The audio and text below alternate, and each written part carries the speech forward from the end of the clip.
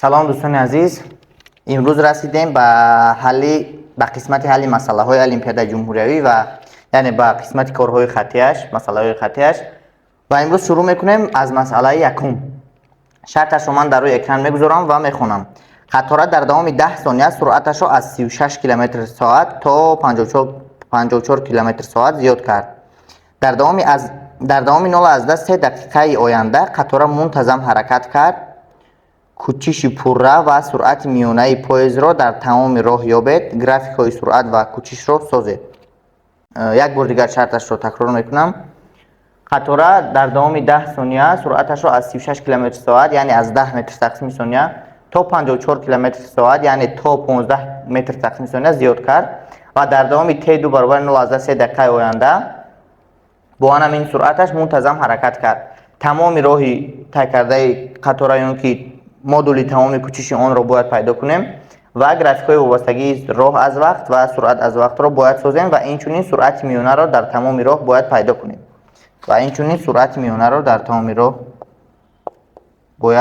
کنیم میگذاریم به حل کردن این مسئله و اول می نویسیم که قسمت اول حل مسئله این همون قسمتی حرکت ثابت شتابش می باشد، یعنی در 10 ثانیه سرعتش را از 10 متر تقسیم ثانیه تا 15 متر تقسیم ثانیه زیاد می کند. در این قطعه را حرکت قطار ثابت شتاب می باشد. برای همین در حرکت های ثابت شتاب سرعت خطی که زیاد می شود ما می توانیم سرعت میانه را در اینجا استفاده بریم. نه در همه حرکت سرعت میانه را استفاده بردن ممکن است، یعنی هنگامی خطی زیاد شدن سرعت برای یافتن مسافه ما می توانیم سرعت میانه را پیدا کنیم. برای این می نویسیم قطعه اولی را مسافه که در حرکت ثابت شتاب قطار طی می کند این برابر است به S1 برابر است به سرعت همون میانه اتومبیل در قطعه یکم که این می شود سرعت اخیرت در قطعه یکم جمع سرعت اوله در قطعه یکم تقسیم 2 این می شود سرعت میانه در قطعه یکم ضربی وقتی قطعه یکم T1. این می شود راهی که در قطعه یکم جسم قطار طی می کند و برای پیدا کردن راهی که در قطعه دوم طی می کند این خیلی آسان است. در قطعه دوم حرکت منتظم است و S2 برابر می شود برابری همین V ضرب T2 در اینجا 0 از 3 دقیقه 3 کرده 18 ثانیه می شود و برای یافتن تمامی راه ما از این استفاده میبریم. S برابری S1 جمع S2 و همین فرموله ها رو گذاشته یا میتوانید قیمت های عددی رو گذاشته حساب کنیم بعد در این فرموله گذاریم یا اینکه همین طور میتوانیم که یک بار فرمول اخیران را حاصل کنیم. یعنی فرمول اخیران ما برای تمامی راه S برابر می شود به S1 جمع S2 می شود که V جمع V0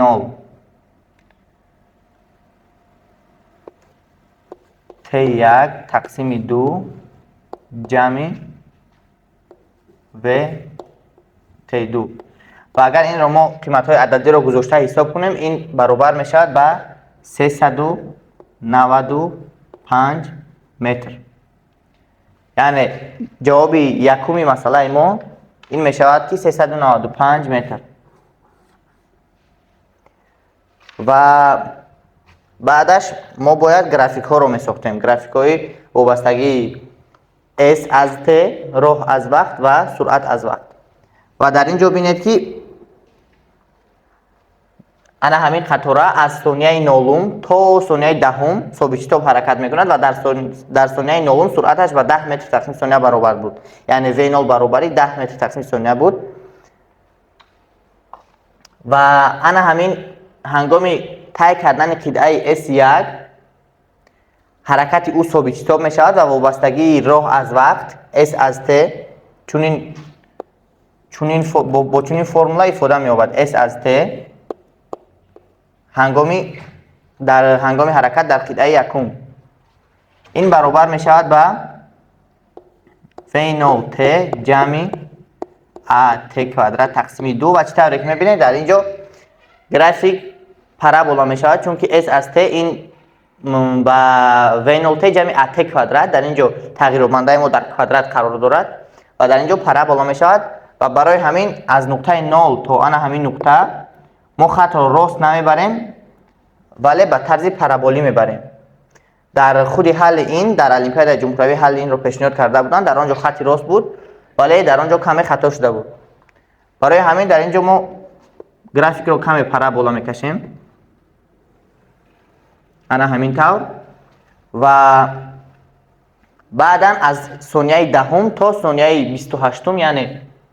18 ثانیه دیگر بعد از این بعد از ثانیه دهم 18 ثانیه دیگر اگر حرکت کنیم تا ثانیه 28 انا همین ماشین قطاره 395 متر یعنی مسافت طی کرده است به 395 متر میرسد. این نقطه ما علاقه پیشکی رو تصویر کردیم گرافیک رو با انا همین جو میرسد و در اینجا از بس که در حرکت منتظم S از T ما چنین شکل رو میگیرد. S از T برابر است با V ضرب T یعنی گرافیک خطی است. برای همین ما از انا همین نقطه تا انا همین نقطه خط رو راست میبریم یعنی از همین نقطه تا آن همین نقطه خطی راست می شود گرافیک ما و این بود گرافیک وابستگی راه از وقت. ما گرافیک کوچیش از وقت رو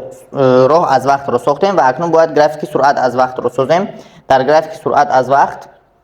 در اینجا 5 ثانیه 10 ثانیه و 28 ثانیه یعنی همون وقت ها رو جای دادیم ولی در تیر سرعت باشد سرعت های 5 10 و 15 رو جای دادیم و سرعت جسم در اینجا از ثانیه نهم تا دهم از 10 متر تقسیم ثانیه تا 15 متر تقسیم ثانیه تغییر می‌یابد و خطی تغییر می‌یابد. چرا خطی؟ چون که وابستگی سرعت از وقت در حرکت سوبیستوک و برابر می‌شود با V0 جمع AT. این در اینجا وابستگی سرعت از وقت خطی میباشد مثل انا همون S از T S2 از T در قسم دوم مثل S2 از T در قسم دوم یعنی در قسم دوم در اینجا حرکت منتظم بود در اینجا S2 از T گرافیکش خطی بود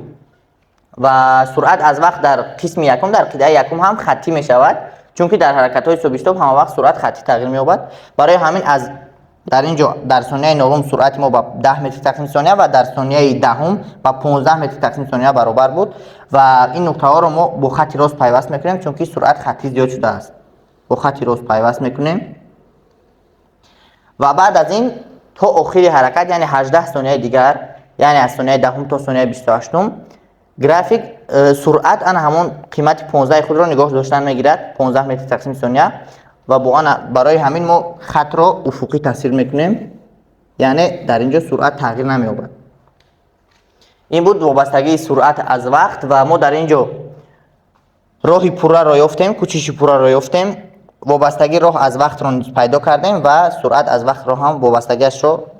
وابستگی راه از وقت را هم گرافیکش رو ساختیم سرعت از وقت را هم ساختیم و اکنون باید سرعت میانه را در تمام راه یابیم که این خیلی آسان است. سرعت میانه در تمام راه یا چنین اشاره میکنیم یا که با آن همین خیلی علامت اشاره میکنیم سرعت میانه رو. این برابر میشود با تمام راهی طی کرده بعد تمام وقتی که برای این طی کردن این راه صرف میشود. تمام وقت در اینجا میشود وقتی که قطعه یکم در قطعه یکم صرف میشود جمعی وقتی که در قطعه دوم صرف میشود و در تمام وقتی ما میشود 10 جمع 18 28 ثانیه. این میشود تمام راه ما این 395 متر 395 متر و تمام وقت ما میشود 28 ثانیه و اگر ما این رو حساب کرده بینیم این تقریبا برابر میشود با 14.1 متر تقسیم ثانیه یعنی این میشود سرعت میانه در تمام راه برای سرعت میانه یعنی همین قطاره در تمام راه